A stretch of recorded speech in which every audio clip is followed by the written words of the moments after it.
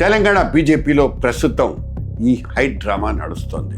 బండి సంజయ్ కొడుకు POCSO case వ్యవహారం ఇప్పుడు ఢిల్లీ పెద్దల దాకా వెళ్ళిపోయింది. ఇక సంజయ్కి కేంద్ర మంత్రి పదవి ఓడటం ఖాయమేనా? పార్టీ బాధ్యతల అప్పగింత పేరుతో ఆయన్ని పూర్తిగా సైడ్ ట్రాక్ చేసి పారేస్తారా?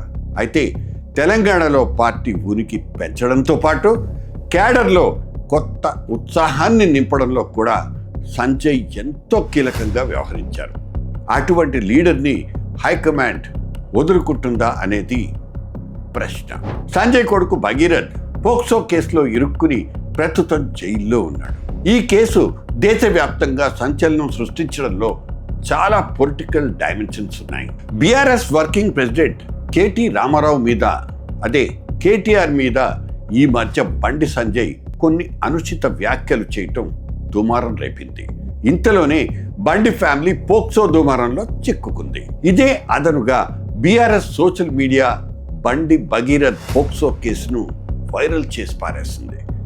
ఆ పార్టీ కార్యకర్తలంతా రోడ్డెక్కి భగీరథ్ను అరెస్టు చేయాలి, సంజయ్ను కేంద్ర మంత్రి మండలి నుంచి బర్తరఫ్ చేయాలనే డిమాండ్ను మార్మోగించేశారు. ఇక జెన్ జెడ్, అదే జెన్ జీ కూడా తోడైంది దీనికి. దేశమంతా విమర్శలు, నిరసనలు వెల్లువెత్తడంతో రాష్ట్ర బీజేపీ ఇరకాటంలో పడిపోయింది. ఈ స్టోరీకి ఇంకొక డైమెన్షన్ కూడా ఉంది.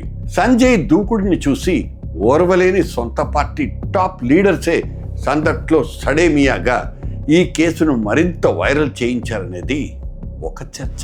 సంజయ్ను కావాలనే కార్నర్ చేయించిన స్టేట్ బీజేపీ నాయకుల్లో 2-3 పెద్ద తలకాయల పేర్లు మాత్రం బలంగా వినిపిస్తున్నాయి.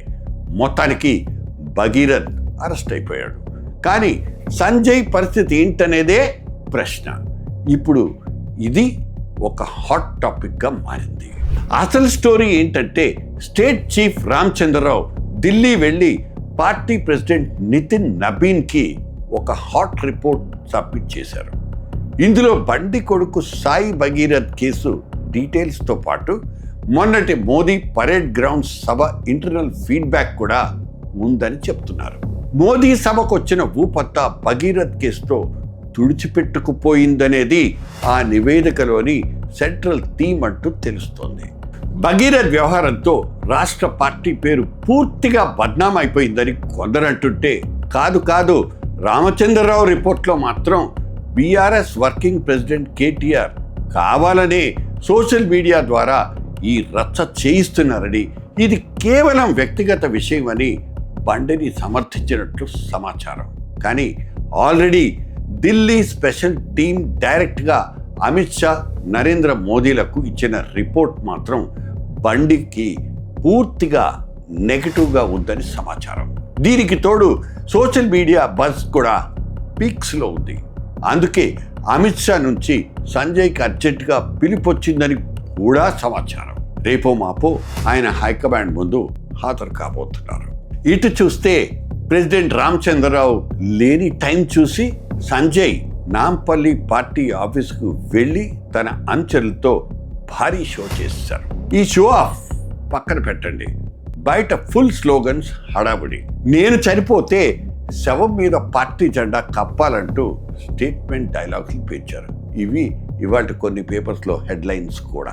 ఇదంతా చూస్తే పదవి ఊడిపోయే ముందు మేకపోతు గాంభీర్యం ప్రదర్శించినట్లు కనిపిస్తోంది అంటున్నారు. స్వయంగా కేంద్ర హోంశాఖ సహాయ మంత్రిగా ఉన్న లీడరే సొంత కొడుకు కేసు వ్యవహారాన్ని సరిగ్గా హ్యాండిల్ చేయలేకపోవడంతో పార్టీ ప్రతిష్ట దిగజార్చింది. ఇక తన పోస్టు ఊడటం ఖాయమని ఢిల్లీ సిగ్నల్స్ ఇవ్వడంతో క్యాడర్ను కూల్ చేయడానికే ఈ సీన్లంటూ టాక్. టోటల్ ఎపిసోడ్ వ్యక్తిగత కుటుంబ వివాదమా లేకపోతే ఒక పొలిటికల్ డ్రామానా అనేది ప్రజలకు అనవసరం. ఈ కేసు ఆ 2 కుటుంబాల మధ్య వేడి తగ్గిపోయిన తర్వాత పూర్తిగా కూలై సెటిల్ అయిపోయే ఛాన్సే ఎక్కువగా కనిపిస్తోంది. అందుకే ఇది కేవలం ఫ్యామిలీ మ్యాటర్ అంటూ బండి సంజయ్ వర్గం అంటోంది. కానీ పార్టీ ఇమేజ్ డ్యామేజ్ అయిపోయిందని ఢిల్లీ హైకమాండ్ చాలా సీరియస్గా ఉందని కూడా చెప్తున్నారు. కొంతమంది అనుకుంటున్నట్లు, ఒకవేళ బండి సంజయ్కి రేపటి రోజున రీషఫుల్ తర్వాత పార్టీలో కీలక బాధ్యతలు అప్పగించినా ఈ వివాదం తర్వాత మునుపటి తరహాలో జోష్ ఉంటుందా? సొంత ఇల్లు చక్కబెట్టుకోకుండా క్యాడర్ను ఎలా నడిపిస్తారు? ఇవి కదా అసలు ప్రశ్నలు. కమల్నాథులే తమ సొంత క్యాడర్కు జవాబులు చెప్పుకోవాలి. That's it.